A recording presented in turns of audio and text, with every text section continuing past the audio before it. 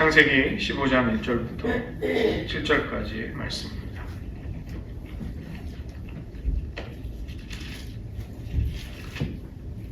구약성서 17조 창세기 15장 1절부터 7절까지의 오늘 본문을 함께 한 목소리로 봉독하시겠습니다.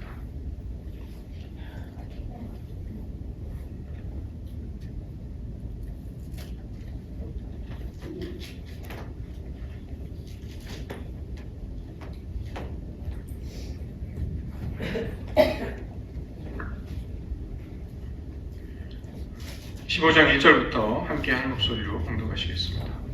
이후에 여호와의 말씀이 환상 중에 아브라함에게 임하여 이르시되, 아브라함아, 두려워하지 말라. 나는 내 방패요 너의 지극히 큰 상급이니라.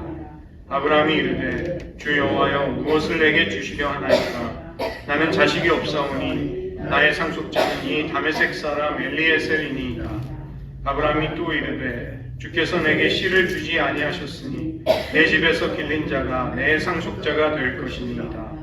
여호와의 말씀이 그에게 임하여 이르시되, 그 사람이 내 상속자가 아니라 내 몸에서 날 자가 내 상속자가 되리라 하시고, 그를 이끌고 밖으로 나가 이르시되, 하늘을 우러러 뭇별을 셀 수 있나 보라. 또 그에게 이르시되, 내 자손이 이와 같으니라. 아브라함이 여호와를 믿으니 여호와께서 이를 그의 의로 여기시고, 또 그에게 이르시되, 나는 이 땅을 내게 주어 소유를 삼게 하려고 너를 갈대아인의 우르에서 이끌어낸 여호와니라. 아멘. 기도하시겠습니다. 하나님, 아브라함이 하나님의 약속과 하나님의 언약을 신뢰하고 의지하며 자신의 인생을 전폭적으로 그 하나님의 손길에 맡기고 살아갔듯이, 우리들의 인생 역시도 하나님의 크고 능하신 손, 펴신 그 팔에 맡겨져 그 하나님의 권능을 의지하여 인생의 모든 길을 끝까지 견고하게 걸어갈 수 있는 저희 모두가 되게 하여 주시옵소서. 예수님의 이름으로 기도드립니다. 아멘. 아브라함의 생애가 계속되고 있는데요. 아브라함이 갈대아 우르, 지도에 보시면 왼쪽에 아래쪽에 있는 갈대아 사람의 땅 우르에서 데라의 아들로, 데라, 또 나홀, 하란, 이 세 명의 아들이 이제 데라의 자식으로 태어나서 그 갈대아 우르 땅에서 하란이 먼저 아버지 데라보다 죽게 됩니다. 그리고 그 하란의 아들이었던 조카 롯을 데리고 일가 친척을 떠나서 하나님의 말씀을 따라 이제 아브라함은 여정을 시작하죠. 지도상에서 왼쪽에서 비스듬하게 위로 쭉 올라가게 됩니다. 거기에 있다가 이제 팔레스틴으로 내려와서 자신이 평생 생각하지도 않고 가보지도 못했던 땅 가나안에서 그는 믿음의 여정을 시작합니다. 그러나 그 가나안 땅에 기근이 들게 됐을 때 그 지중해를 옆으로 타고 이제 수르를 지나서, 거기가 이집트거든요. 애굽, 그 이집트에서 머물러 있다가 이제 다시 돌아오게 되는 것이 아브라함의 여정이었습니다. 오늘 저희는 13장부터 16장 정도를 살펴보려고 하는데, 이 아브라함이 부름받았다는 사건은 세계 인류 역사에 있어서 엄청난 획기적인 사건이 되는 것입니다. 창세기 1장부터 11장을 하나님은 마치 망원경처럼 큰 스코프를 가지고 세계의 역사가 창조로부터 어떻게 홍수로, 그 다음에 노아의 세 아들로부터 다시 인류가 번성하는가를, 그리고 각 민족들이 하나님이 정해주신 그 땅에서 민족을 이루고 그 땅을 차지하고서 이제 번성하게 된다면, 그 중에서 하나님이 한 사람 아브라함을 히브리 민족의 조상으로 불러내신 사건은 이제 하나님의 구속의 역사가 아주 구체적으로, 아주 세밀하게 섬세하게 이루어진다는 것을 의미하는 것이죠. 그래서 지도상에 그 빨간색이 이제 아브라함의 생애인데 잘 안 보이시죠? 맨 위쪽에서 세겜인데, 거기서 이제 세겜 마므레 상수리 나무에서 아브라함이 하나님의 이름을 부르며 제단을 쌓고, 그 아래쪽으로 내려면 베델과 아이가 있습니다. 그 지도상에서 그 오른쪽으로 작은 화살표가 이렇게 쭉 그어져 있는 거 보이시죠? 거기에서 이 롯과 헤어져서 롯이 그 요단강변을 바라보니까 지금 저 위에 요단강은 아직 지도상에 나와 있지 않은데 요단강의 줄기가 이렇게 파란색으로 내려오고 그곳이 물이 넉넉한 목축을 하기에 아주 좋은 곳이었습니다. 너무나 풍요로웠기 때문에 그 지역을 바라볼 때 여호와의 동산과도 같았다. 너무 부요한 비옥한 땅이었죠. 그래서 이제 그랄 땅에서 아브라함과 이 롯의 조카 롯의 목자들이 서로 다투고 둘의 가축이 많았기 때문에 거기서 같이 있을 수 없게 되자 먼저 땅을 택하라는 너그러운 제안을 하게 됩니다. 롯이 보았을 때 그 요단강변, 그쪽 요단강변의 사해 위쪽에 요단강변의 아주 아름다운 목축지를 발견하고 그는 당연히 거기를 선택합니다. 그러나 그의 선택은 눈에 보기에 좋은 선택이었을 뿐이지 안타깝지만 그는 그 뒤에 이제 소돔에 정착을 하게 되는데 소돔은 사해 쭉 아래쪽에 사해 아래쪽에 약간 왼쪽에 있습니다. 거기에 정착을 하게 되는데 소돔 사람들의 악이 여호와 보시기에 너무나도 끔찍할 만치 사악하고 하나님은 이제 그 땅을 나중에 불과 유황으로 심판하시게 됩니다. 아직은 심판이 임하기 전이었기 때문에 저 땅이 이제 아주 아름다운 땅이었던 것이죠. 그러나 아브라함은 그 대신에 동쪽을 택한 조카 롯 대신에 서쪽 가나안 땅을 택해서 거기 머무르게 됩니다.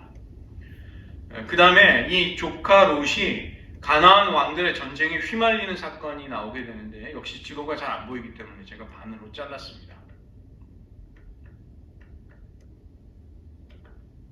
이렇게 위에 먼저 반을 보시면 저 오른쪽 맨 위쪽에서부터 그돌라오멜을 비롯한 4명의 왕들이 그 아래쪽에 있는 소돔을 비롯한 그 작은 도시국가들의 왕들과 이제 전쟁을 벌이게 되죠. 왜냐하면 그 도시국가의 작은 왕들이 그돌라오멜을 섬기다가 그 조공을 바치지 않고 이제 배반을 하니까 그 작은 5개의 도시국가들을 이제 벌주기 위해서 4 왕들이 전쟁을 하러 내려옵니다. 그런데 예상했던 것과 달리 요단강의 서쪽으로 오지 않고 요단강 동쪽으로 그 화살표를 따라 내려오면서 여러 가나안 민족들을 먼저 치게 됩니다. 로바족, 구스족, 엠족, 아수르, 아멜렉 이런 여러 민족들을 치고 올라와서 이제 전쟁이 벌어지게 되는데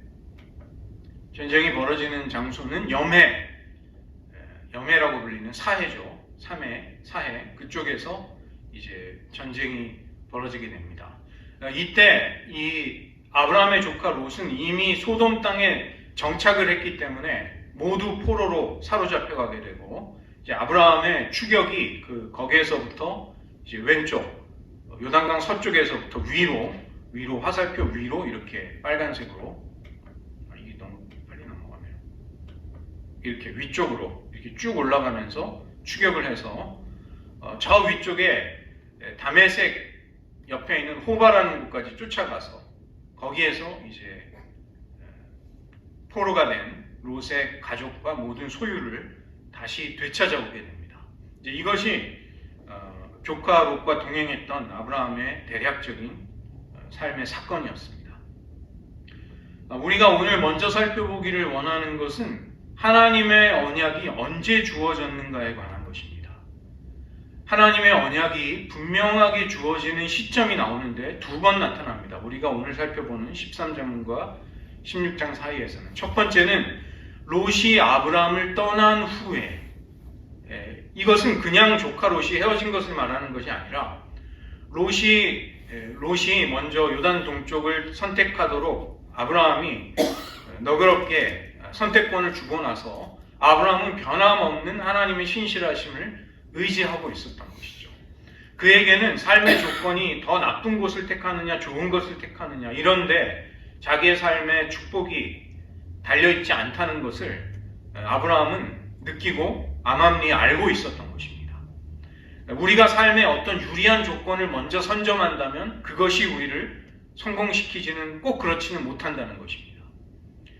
하나님은 그 롯이 아브라함을 떠난 후에 너는 눈을 들어 동서남북을 바라보라. 일어나서 그 땅을 직접 종과 횡으로 두루 다녀보라. 이렇게 말씀하십니다. 그리고 그 땅을 내가 너에게 주겠다고 말씀하시죠. 그 다음에 14장의 사건은 14장의 사건은 우리가 살펴본 이 롯이 가나안 왕들의 전쟁에 휘말린 다음에 그를 구출해낸 다음에 일어나는 사건입니다. 15장 1절에 보시면 이후에 여호와의 말씀이 환상 중에 아브라함에게 임하여 이르시되, 이 이후라는 것은 그냥 시간상의 순서를 가리키는 말이 아니라 14장의 모든 에피소드, 모든 사건을 전제로 하고 나서 그 다음에 이 사건이 일어났다는 것을 말해주는 것입니다. 어떤 일이 있었는가? 그는 소돔 왕의 전리품을 취하라는 제안을 거절합니다.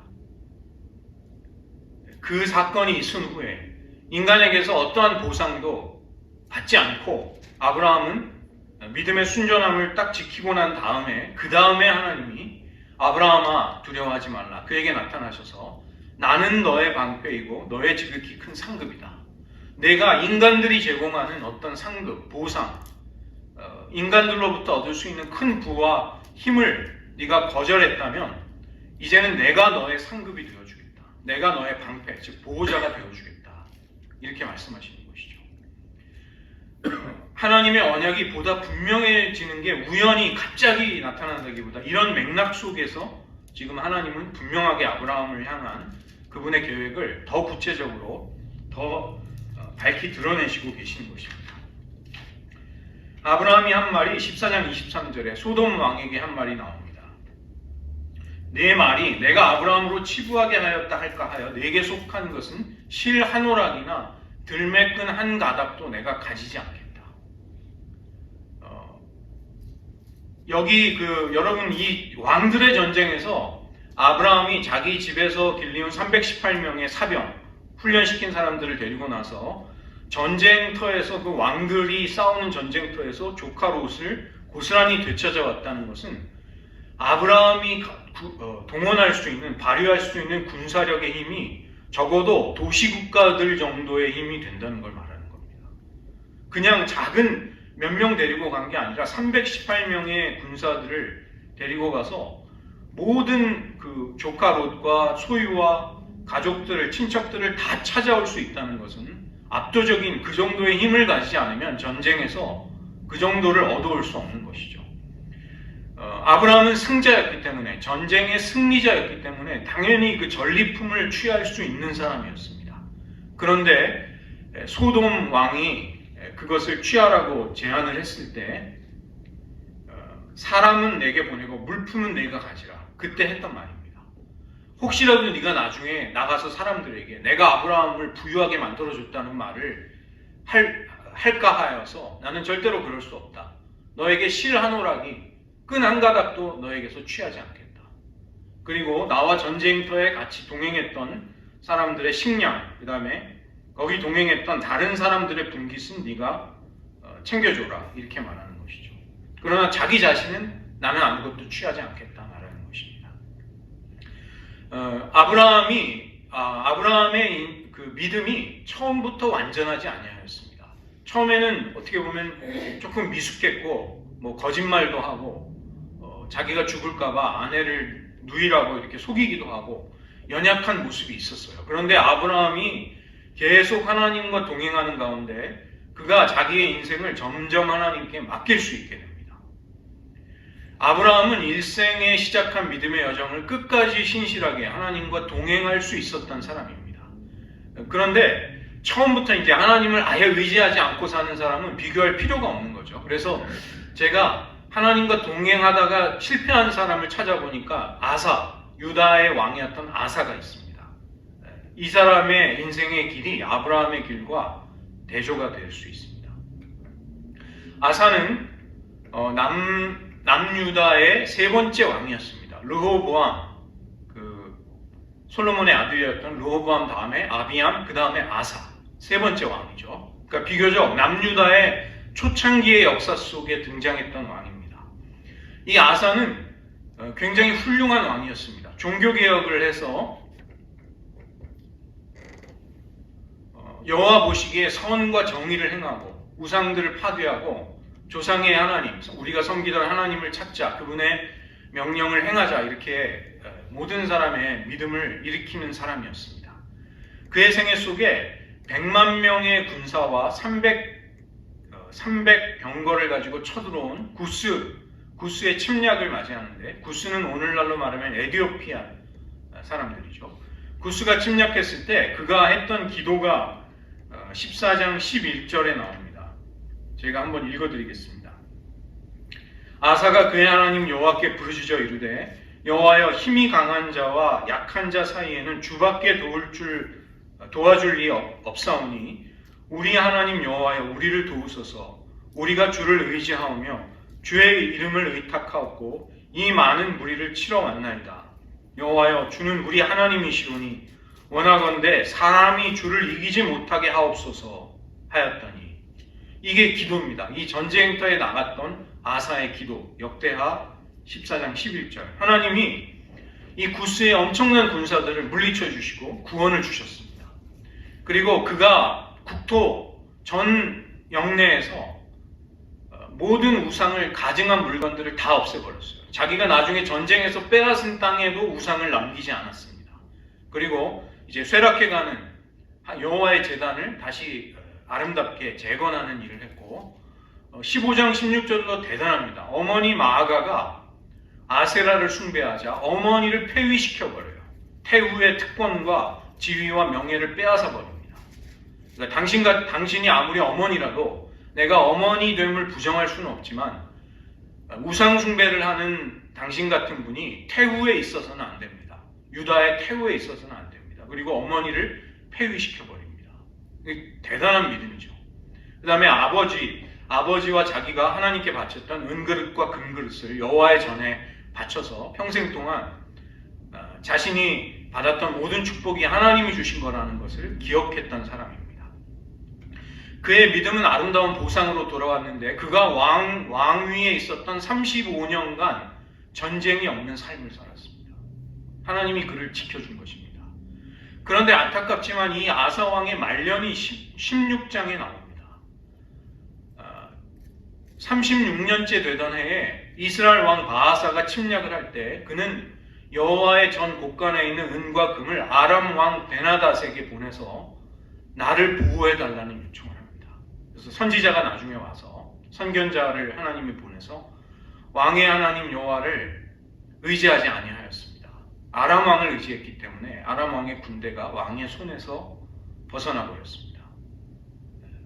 이제 앞으로 왕은 큰 고통을 당할 것입니다. 이렇게 이야기를 하고, 그 다음에 39년째 되던 해 아사의 발에 병이 들어서 위독했을 때 여호와께 구하지 않고 의원들에게 구하였더라. 이것이 이 사람의 생애를 나타내는 역대하의 기록 속에 남아있는 것이죠. 우리가 성경이 정말 놀라운 책인 것은, 성경은 이 성경에 등장하는 인물들을 아름답게 미화하지 않습니다.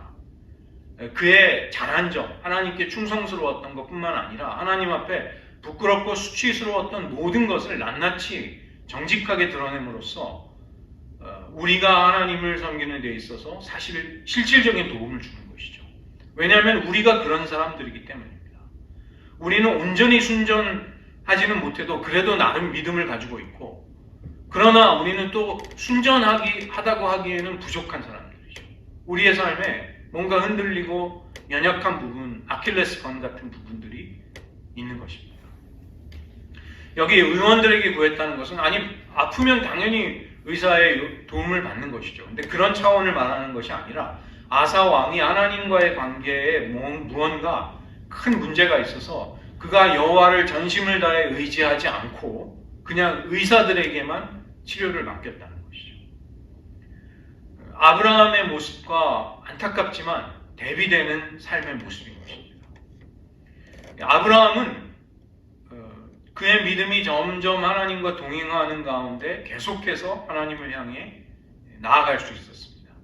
그러니까 우리도 우리의 신앙이 지금 연약할 수 있습니다. 실수도 할 수 있고 인생에 오점도 있을 수 있고 부끄러움도 있을 수 있죠. 그러나 문제는 계속해서 끝까지 하나님 앞에 이렇게 순전함으로 나아가는 쪽에 동행을 하고 있는가, 그런 믿음의 여정을 밟아가고 있는가, 하나님과 잘 동행하다 그렇게 아름다운 삶을 살다가 하나님을 의지하지 못하게 됨으로 인해서 이제 큰 낭패나 어려움을 겪게 되는가, 이런 것은 분명히 차이가 있다고 할 수 있습니다.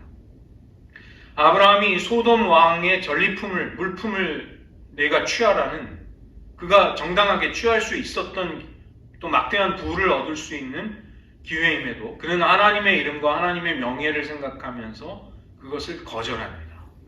그것은 자신의 생애를 하나님의 손에 전폭적으로 맡기겠다는 그의 믿음이 거기에, 그런 결정에, 그런 언행에 담겨 있는 것입니다.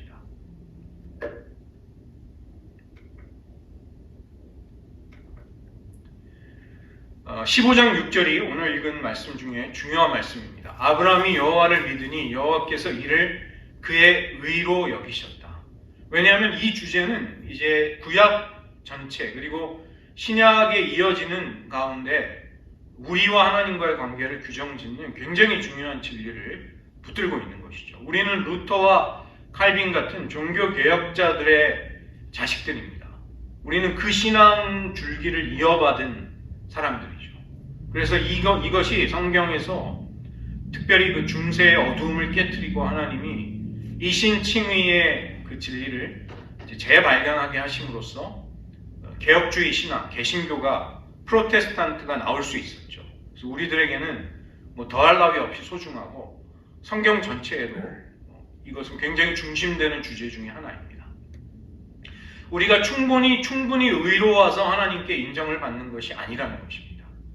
도리어 우리를 사랑하고 선택해 주신 하나님께 그분을 온전히 신뢰하는 것, 그분의 말씀이 진실임을 확신하는 것, 그리고 그분이 약속하고 언약하신 바를 반드시 이루어 주시는 하나님이라는 것을 의지하면서 인생을 살아가는 것, 이것이 우리의 의로움이 되는 것이고 이것이 우리의 제일 큰 강점이 되는 것입니다. 저는 이제 말씀을 준비하면서 생각을 해봤는데, 그 욥이 나중에 막 고통스러워서 막 하나님 앞에 이렇게 울부짖을 때 그 전의 모습, 그게 딱 장로교인들의 모습이에요. 사실은 장로교인들 다 이렇게 하나님의 신실하시고 하나님 말씀대로 해야지, 언약하신 거 그대로 믿어야지. 그래서 어리석은 여자요, 그대의 말이 어리석은 여자의 말과 같도다. 하나님이 취하셨은즉, 하나님이 주셨은즉 하나님이 취하시는 것이 당연한 것이 아니냐. 그렇게 고통 중에도 이제 자기 아내에게 하나님의 신실하심을 우리가 계속 의지해야 하지 않느냐, 그렇게 말하고 있죠.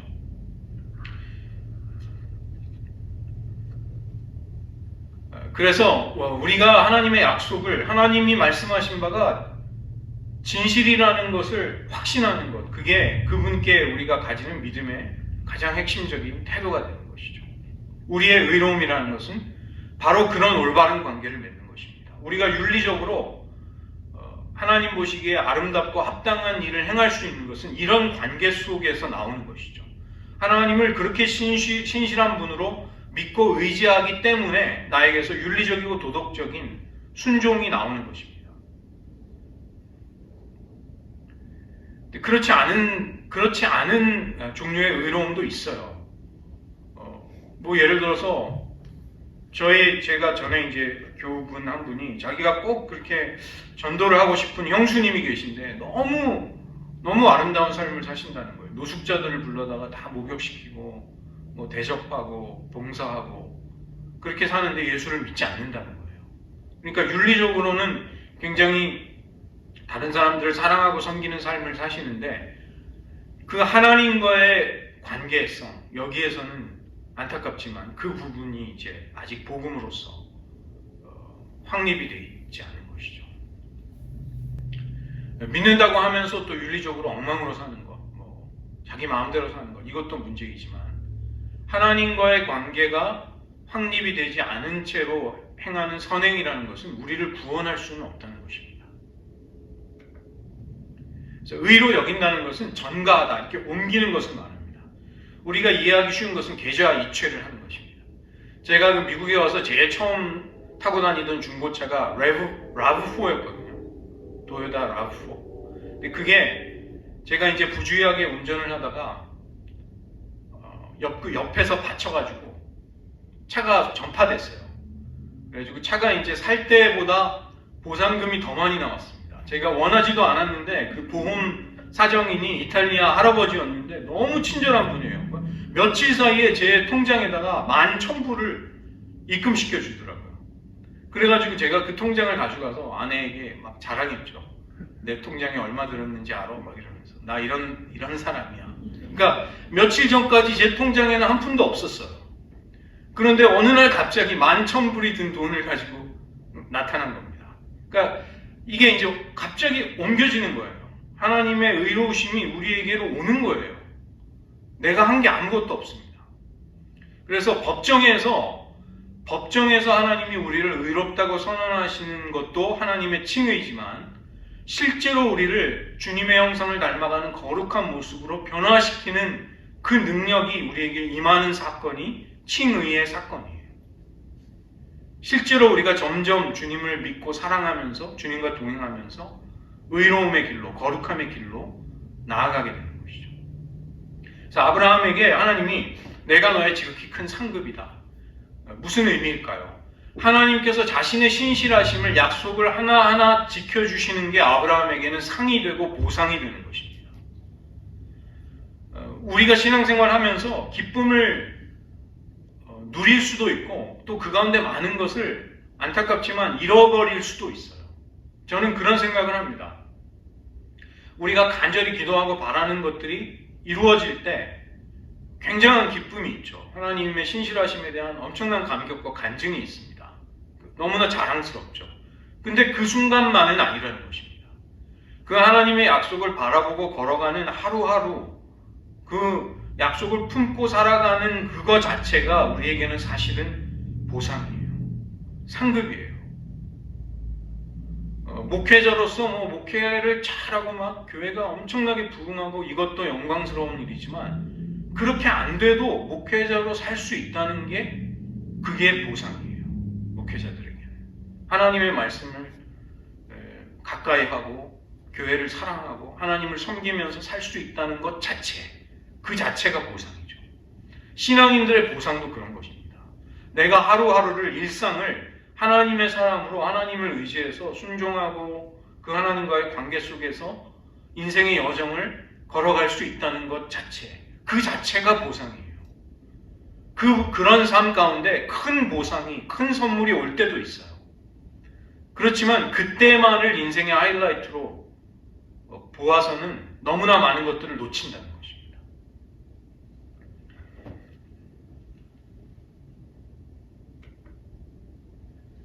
이 아브라함이 하나님을 믿음에 이것을 그의 의로 여기셨다. 로마서 4장 3절에 성경이 무엇을 말하는가? 아브라함의 믿음을 인용하고 있고 그 다음에 할레자와 무할레자 모두에게도 아브라함이 믿음의 조상이 된다는 것을 설명하는 그 장면에서도 이 복이 할레자에게냐 혹은 무할레자에게도냐 우리가 말하기를 아브라함에게는 그 믿음이 의로 여겨졌다 하노라. 아브라함이 무할레시에 가졌던 하나님을 향한 믿음을 인친 것이 이제 할례가 되는 것이죠. 언약 백성의 표가 육체에 있는 것이 할례잖아요. 그런데 무할례자들도 그 믿음을 가지고 있으면 아브라함이 하나님 앞에 의롭다는 여김을 받은 것처럼 의로워지는 것이죠. 그래서 아브라함은 할례자의 조상도 되고 무할례자들의 조상도 되는 것입니다. 4장 21절과 22절에도 아브라함을 그 믿음의 아주 전형으로 모델로 소개하면서 약속하신 그것을 또한 능히 이루실 줄 확신하셨으니 그러므로 그것이 그에게 의로 여겨졌느니라.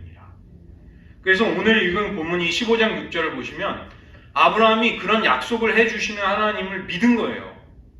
하나님이 내가 바라보는 그 땅을 이제 주시겠구나. 내가 종과 횡으로 걸어다닌 그 땅을 나에게 주시겠구나. 그 하나님의 언약이 반드시 나에게 이루어지겠구나. 그런데 지금 아브라함의 상황은 아들이 없어요.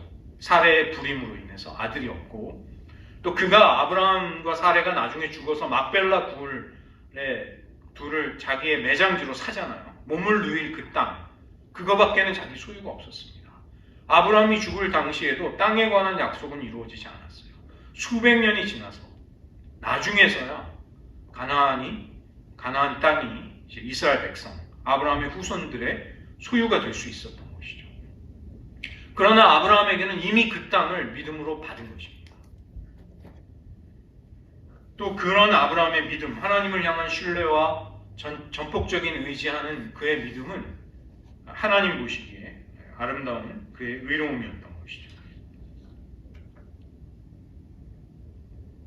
다른 곳에도 많이 있습니다. 갈라디아서에 보면 너에게 성령을 주시고 너희 가운데 능력을 행하시는 이의 일이 율법의 행위로냐 혹은 듣고 믿음에서냐. 아브라함이 하나님을 믿음에 그것을 그에게 의로 정하셨다 함과 같으니라.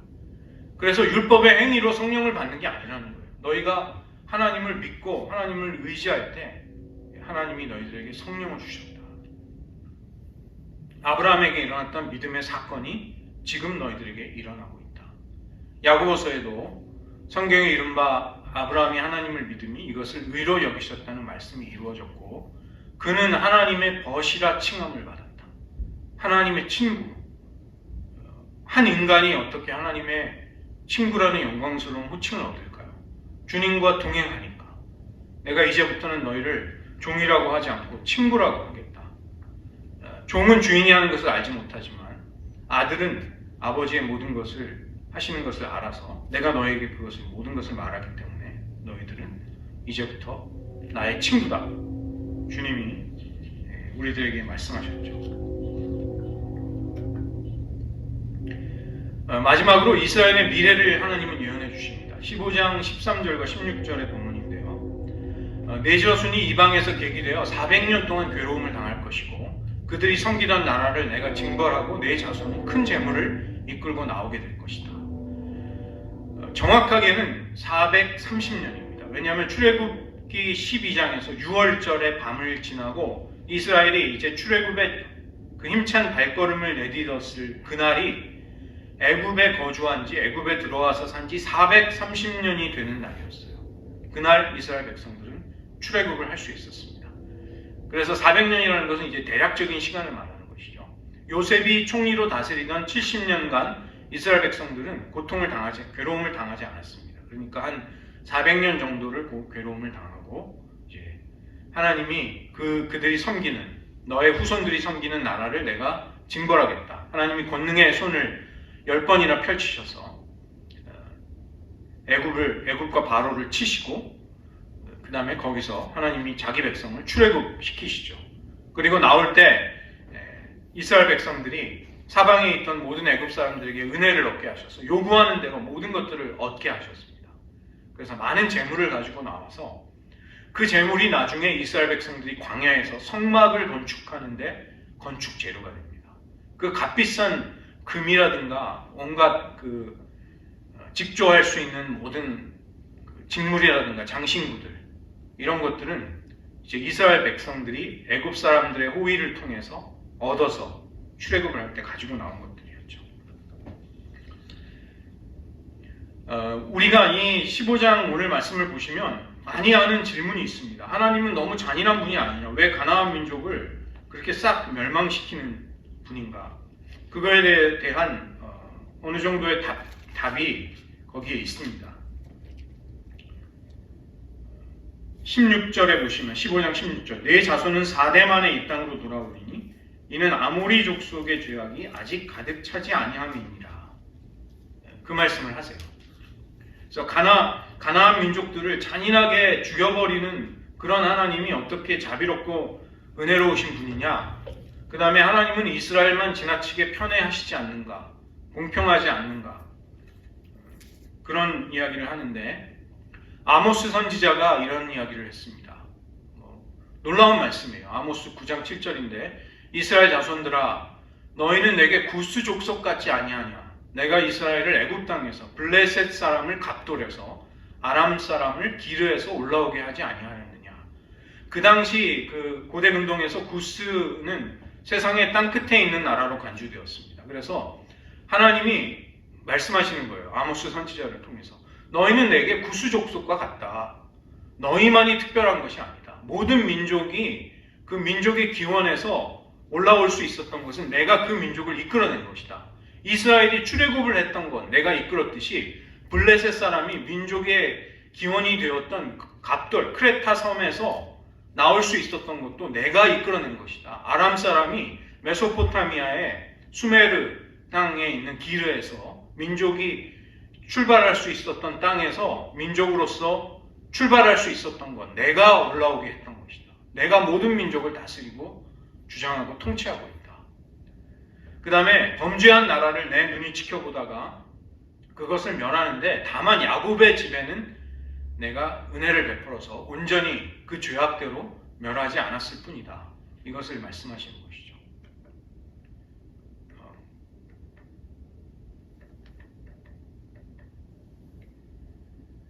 그 다음에 이스라엘 민족을 체질하기를 한 알갱이도 땅에 떨어지지 않게 하겠다. 이 체질을 한다는 것은 곡식과 알곡과 쭉정이를 거르는 심판에 관한 은유죠. 그래서 이스라엘 민족을 하나님이 심판하겠다는 것입니다. 내 백성 중에 말하기를 화가 우리에게 미치지 아니하리라. 이렇게 말하는 모든 죄인은 칼에 죽으리라. 하나님이 범죄한 북이스라엘과 남유다를 멸망시키셨습니다. 자기 택한 민족이라도. 물론 버리시지는 않았죠. 세례 요한도 회개에 합당한 열매를 맺고 속으로 너희들 자신이 아브라함의 자손이라고, 아브라함이 우리 조상이라고 그런 말 하지 말아라. 그런 생각하지 말아라. 하나님은 지금 길가에 있는 돌멩이들 가지고도 아브라함의 자손을 만드실 수 있는 그런 거룩한 분이시다. 그렇게 말씀하신 것이죠. 그래서 여기 이 아모리족 속의 죄악이 아직 차지 아니하였다. 하나님이 이스라엘 민족을 이끄셔서 가나안 땅으로 들어가게 하시는 것이 하나님의 공의로운 심판의 방법이었습니다. 왜냐하면 아모리 민족의 죄악이 그 가나안 민족들의 죄악이 너무나 땅에 가득 차 있었기 때문이죠.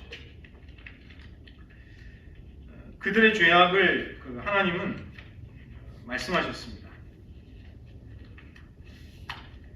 예를 들면 레위기 18장 24절 25절에서 너희는 이 모든 일로 스스로 더럽히지 말라. 내가 너희 앞에서 쫓아내는 족속들이 이 모든 일로 말미암아 더러워졌고 그 땅도 더러워졌으므로 내가 그 악으로 말미암아 벌하고 그 땅도 스스로 그 거민을 토하여 내느니라. 무슨 일로 더럽혀졌는가? 자녀를 몰렉에게 바쳐서 불로 지나가게 했습니다. 사람을 바치는 인신제사. 그 다음에 동성애, 그리고 수간, 짐승과 교합하는 끔찍한 일들. 그러니까 하나님이 주신 인간성, 인간의 존귀함을 완전히 던져버리는 그런 악행들이 저질러졌을 때 하나님도 그 땅을 심판하시지만 그 땅이 더러워지기 때문에 그 땅에 살아가는 거민을 토해버린다는 거예요. 우리가 무죄한 자의 피를 흘리면 그 피가 그 땅을 더럽히고 그 피가 땅에서부터 하나님께 심판을 울부짖게 됩니다. 그래서 하나님이 그 땅을 심판하시게 되는 것이죠. 우리가 이렇게 볼 수 있습니다. 인류 역사에 보면 예를 들어서 잉카나 아즈텍이나 그런 남미의 문명들이 스페인 사람들에 의해서 멸망당한 일이 있었습니다. 우리가 그런 걸 보면서 하나님이 공정하시지 않다 그런 얘기들 안 하잖아요. 그런데 왜 하나님이 그 가나안 민족을 진멸하실 때는 이상한 논리로 하나님이 공정하시지 않다, 잔인하다 그런 비난을 하느냐는 것입니다. 인간이 그 죄악 때문에 서로 죽고 죽이고 땅과 영토를 차지하려는 전쟁, 땅의 주인이 바뀌는 그런 민족과 민족, 나라와 나라의 투쟁이 인류의 역사 속에 계속되어 왔습니다. 그 잉카나 아즈텍이나 이런 그 남미 문명들을 보면 아주 잔인한 끔찍한 문명들이었어요. 그 높은 수백 미터의 신전에서 사람 목을 탁 치면 그 사람 목이 툭툭툭툭 수백 미터를 이렇게 굴러서 떨어지는 게 걔네들의 인신 제사였습니다. 그러니까 그런 악한 문명은 스페인 사람들에 의해서 멸망을 하기는 했지만 사실은 그 문명 자체의 부패함과 악으로 인해서 언젠가는 망할 수밖에 없는 문화와 문명이었던 것이죠. 그래서 가나안 민족들이 바로 그러했다는 것입니다. 하나님은 그들이 그 땅에 사는 거민을 토하여 내게 하시고 그 가나안 땅을 이스라엘 민족들에게 주신 거예요. 그들이 차지해서 살도록. 근데 아직 그때까지 시간이 이제 아브라함 때에는 그 나중에 일어날 일들을 하나님은 미리 아브라함에게 알려주시고 계셨던 것입니다. 우리가 오늘 이 아브라함의 모습을 보면 아브라함이 하나님을 신뢰했다는 것, 아브라함이 하나님의 모든 약속과 그분의 언약이 반드시 이루어지리라는 것을 깊이 확신하고 그 하나님께 자기 자신을 맡겼다는 것이, 이것이 우리가 하나님께 우리 자신을 맡기고 또 예수 그리스도를 우리가 의지하는 신앙의 핵심에 속하는 내용이라는 것을 우리는 깨닫게 됩니다. 이 시간 말씀을 의지해서 잠시 기도하기를 원합니다. 하나님께서 우리를 창세전에 어머니의 모태에 있을 때 우리가 주님을 사랑하기도 전에 우리를 먼저 선택해 주셨습니다. 우리를 위해 사랑하는 그분의 독자를 기꺼이 내어주심으로써 우리를 얼마나 사랑해 주시는가를 확증해 주신 것입니다. 우리가 하나님을 믿는다는 것이 무엇인지를 오늘 본문 속의 아브라함은 똑똑히 보여주고 있습니다. 그분이 약속하신 바를 지키시는 신실하신 분임을 굳게 붙드는 것입니다. 그리고 거기에 우리의 삶 전체를 내맡기는 것이 아브라함의 길이었던 것이죠. 그러나 우리가 연약해서 그 길을 가지 못할 때 우리는 하나님을 잘 신뢰하다가도 하나님을 의지하지 못했던 안타까운 유다의 왕 아사와 같은 인생의 길을 갈지도 모른다는 것입니다. 이 시간 저희들 같이 기도하시면서 하나님, 저희들 평생에 우리들 인생의 마지막까지 주님을 얼굴과 얼굴로 배웁게 되는 그날까지 아브라함의 믿음 위에 설 수 있도록 도와주시옵소서. 끝까지 신실하신 하나님만을 붙들고 그 언약 의지하며 살아가게 하옵소서. 잠시 기도하시겠습니다. 하나님 아버지, 이 시간 아브라함이 하나님을 믿음에 이것을 그에게 의로 여겨주셨던 하나님의 사랑을 살펴보았습니다. 하나님, 우리도 인생의 끝까지 믿음의 여정에서 흔들리지 않고 연약하여지지 않고 하나님의 약속과 신실하심을 불신하면서 인간을 의지하고 하나님 아닌 것을 신뢰하는 어리석음에서 벗어날 수 있고 하나님 붙들어 주시옵소서. 우리가 끝까지 하나님만을 의지할 때 우리들의 생애가 아브라함이 마침내 하나님 앞에 의롭다 하심을 받고 모든 언약을 성취하고 믿음의 조상 또 하나님의 벗으로 살아갈 수 있었던 그 아름다움 우리들의 삶에도 있게 하여 주시옵소서. 하나님, 우리의 약속이 성취되는 그 순간에만 기뻐하는 자들이 아니라 하나님이 어떠한 분이신지를 시시때때로 묵상하면서 하나님의 언약을 되새기면서 우리가 살아가는 일상의 매 순간순간이 하나님과 불이 나는 큰 기쁨, 감사 속에 이루어지는 믿음의 발걸음 되게 하여 주시옵소서. 우리들에게도 이런 믿음 허락하여 주시고 그 인생의 길에서 실족하지 않도록 붙잡아 주시옵소서. 두 번째로 마지막으로 한 가지 더 기도하겠습니다. 우리가 사랑하며 애착을 가진 것들이 있습니다. 우리에게 유익을 가져다 주는 것들도 있습니다. 그러나 하나님은 때로 그런 것들 가운데 아브라함처럼 내려놓기를 원하시는 것이 있다는 것입니다. 아브라함은 조카 롯에게 땅을 먼저 선택하라고 했을 때 하나님은 그에게 동서남북의 땅을 바라보며 그 땅을 두루 다녀보라고 말씀하셨습니다. 그 땅을 주시겠다는 언약을 확고히 하신 것입니다. 소돔 왕이 제시하는 물질적인 보상, 합법적인 전리품을 아브라함이 거절하자 하나님은 내가 너의 방패이며 내가 너의 지극히 큰 상급이라고 말씀하고 계십니다. 그리고 쪼개진 재물 사이를 연기나는 화로와 타는 횃불이 홀로 지나갔습니다.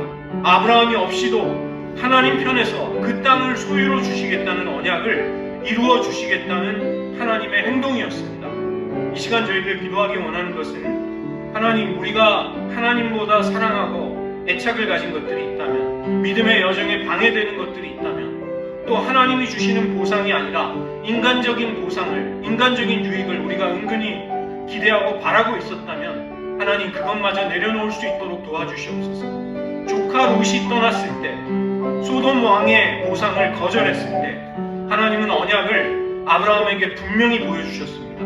우리들에게도 이런 일이 일어나게 하여 주시옵소서. 하나님만을 의지할 때 하나님이 주시는 보상, 하나님이 친히 우리의 상급이 되어주시고 우리의 방패가 되어주시는 은혜를 허락해 주시옵소서. 마지막으로 한 번 더 기도하겠습니다.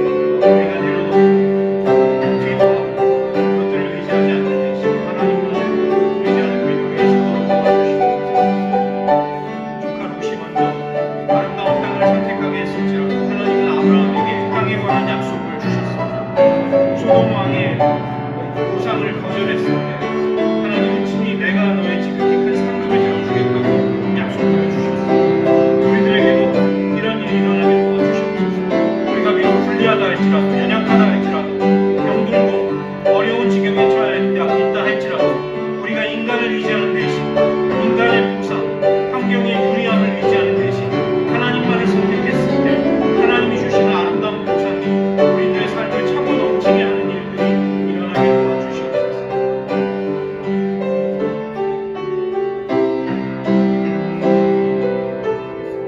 기도하겠습니다. 하나님 아버지, 아브라함이 하나님을 믿음에 이것을 하나님은 그의 의로움으로 여겨주시고 인정하여 주셨습니다. 우리들도 마찬가지입니다. 예수 그리스도께서 우리를 위해 행하신 그 위대한 구원의 역사들을 바라보며 그 예수님의 의로우심이 하나님의 은혜를 통해 우리의 것이 되었다는 그 믿음을 하나님은 기쁘게 여겨주고 계십니다. 우리가 하나님 한 분만을 의지해서 인간적인 보상 또 자신에게 유리한 환경을 선택하는 대신에 하나님 자신이 친히 방패와 상급이 되어주시는 삶을 경험할 수 있었던 아브라함과 같이 우리들의 삶도 하나님을 먼저 온전히 선택했을 때 하나님이 우리의 생의 모든 것을 책임져 주시고 보상해 주시고 넉넉하게 채워주시는 삶으로 우리들의 인생의 여정을 이끌어 주시옵소서. 현재 우리를 고통스럽게 하고 우리를 연약하게 만드는 것들이 있다면 또 우리의 마음을 자꾸만 유혹에 끌리게 하는 것들이 있다면 모두 내려놓고 포기하고 십자가 뒤에 던져버릴 수 있는 용기를 허락하여 주시옵소서. 오직 하나님 한 분만을 의지하고 붙들고 살아가는 것이 우리들 현재의 모습이 아니라 우리의 생애가 끝나는 날까지의 모습이 되게 하여 주시옵소서. 모든 말씀 예수님의 이름으로 기도드립니다.